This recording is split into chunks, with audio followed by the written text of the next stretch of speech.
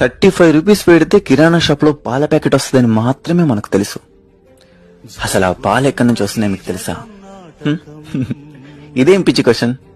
అందరికీ తెలుసు కదా, కిరాణా షాప్ కు బూత్ నుంచి వస్తాయి, బూత్ కు ఫామ్ నుంచి వస్తాయి, ఫామ్ కు ఆవుల నుంచి గేదెల నుంచి వస్తాయి. ఇదే కదా మీ ఆన్సర్.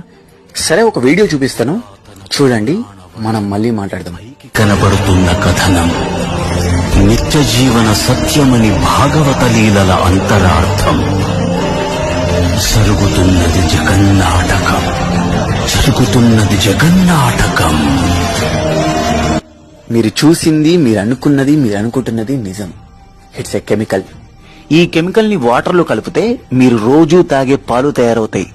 50% పాడి రైతులు ఈ ప్రభుత్వం పడేసే చిల్లర డబ్బులకు దండం పెట్టి పశువుల్ని మేపటం, పశువుల నుంచి పాలు తీయటం మానేశారు.